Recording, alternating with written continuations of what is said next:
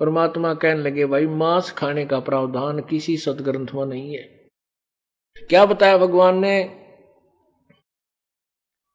नबी मोहम्मद नमस्कार है राम रसूल कहाया, 1,80,000 को सौगंध जिन नहीं करद चलाया।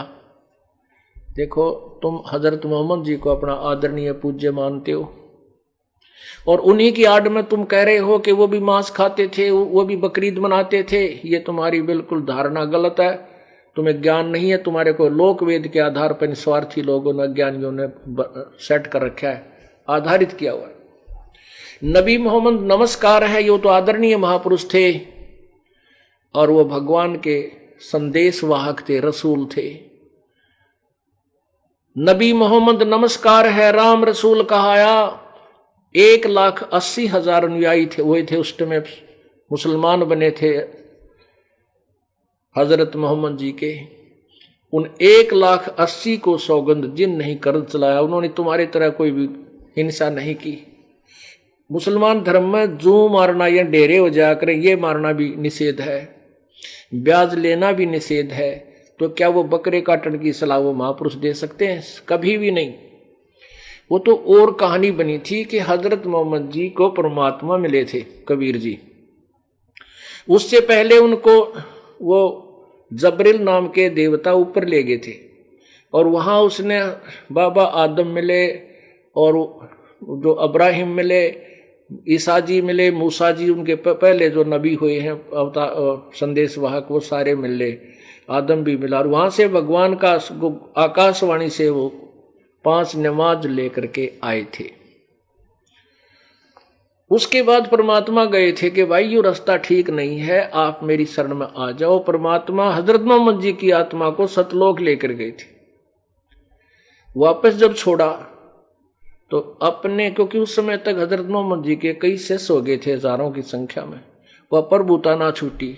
उधर से जबरील नाम के देवता का डर, क्योंकि उसने गला घोंट घोंट कर उसको डरा के धमका के उनको यो ज्ञान दिया था। तो परमात्मा के संपर्क में आने से हजरत मोहम्मद अस्थायी चुंबक बन गया। उसमें सिद्धियां आ गई। जैसे नानक साहब जी को बेई नदी से परमात्मा कबीर जी आए थे, वो सतलोक लेकर गए थे। उसके बाद उनको वापस छोड़ा था अपनी महिमा से परिचित करा करके। फिर काशी में वही स्वरूप जो सतलोक में देखा था वही देखा एक जुलाहे के रूप में। जब नानक जी ने कहा था, फाई सूरत मलुकी वेश ए ठगवाड़ा ठगी देश खरा सियाणा बहुते बार, ये दानक रूप रहा करतार, लोगो दानक रूप रहा करतार, देखो यो रहा। अब वो तो पागल से हो गए, क्योंकि वही भगवान जिसकी तलाश में हम सारी उम्र खोजी वो सामने बैठे। तो उसके बाद नानक जी साहब में सिद्धियां आ गई थी। समुद्र पर चलना, अंतर ध्यान हो जाना, एक जगह से दूसरी जगह प्रगट हो जाना, इस तरह की सिद्धियां आ गई थी उसमें। ऐसे ही हजरत मोहम्मद में परमात्मा के संपर्क में होने से अस्थायी वो चुंबक बन गया। जैसे लोहे को चुंबक के साथ रख दिया जाए तो कुछ समय के बाद वो भी चुंबकीय गुणों से युक्त हो जाता है, परंतु वो अस्थायी होता है, कुछ दिनों के बाद वो समाप्त हो जाता है। ऐसे हजरत मोहम्मद जी में सिद्धि आ गई थी। परमात्मा की बात को वो नहीं माने थे। सिद्धि में उसने देखा कि एक दिन मंत्र पढ़ के अपना जो वो कलमा कह लो, उसने जैसे गायत्री मंत्र बोलते हैं ऐसा मंत्र समझ लो, ऐसा उन्होंने अपना एक बना रखा श्लोक सा। उस कलमे को पढ़ के और उसने एक बकरे का पत्थर मार दिया, कांकर, और वो बकरा मर गया। उस बकरे का मालिक था गरीब आदमी, भेड़ बकरियां पाला करते उस क्षेत्र में। वो रोने लग गया, नो बोला, है पीर जी मेरा तो एक गरीब का ही बकरा था, यूं मर गया। तो उसने फिर उसको जीने के लिए उसके ऊपर हाथ फेर दिया, जीवाने के लिए अपना फिर कलमा पढ़ दिया, वो जीवित हो गया बकरा। अब वो गरीब आदमी जिसने कति हाथ कान लाकर उस बकरे के देख लिए थे, कति मर गया, ये तो जीवित ही नहीं था। 2-4 और भी थे, पाल इकट्ठे हो गए वहां गवाले हुए, उनके रखवाले, सब ने चेक कर लिया था कि मर चुका है, तो खत्म हो लिया। फिर उनके सामने वो जीवित हो गया तो उन्होंने जगह जगह जाके गाँव में आसपास में सब जगह न्यू का हमारे पीर जी ने बकरा मारा था, जीवित कर दिया, बकरा मार के जीवित कर दिया।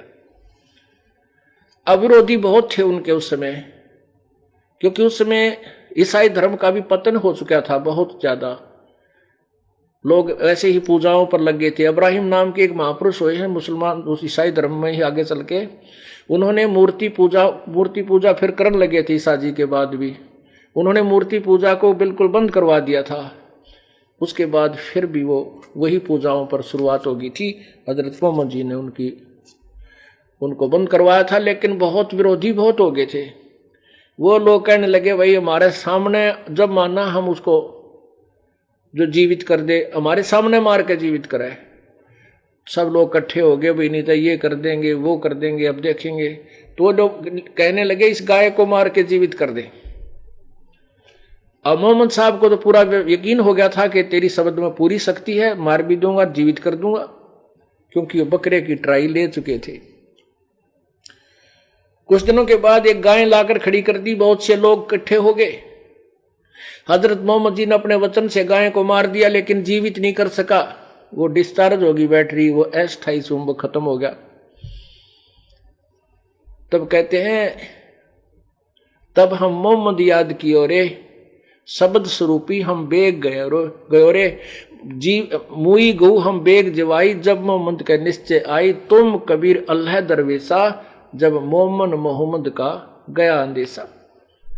परमात्मा को याद किया, जब अपनी बेइज्जती होती देखी हजरत मोहम्मद जी ने, क्या तो बात बिगड़ गई। जब अल्लाहू अकबर, ये सबसे बड़े भगवान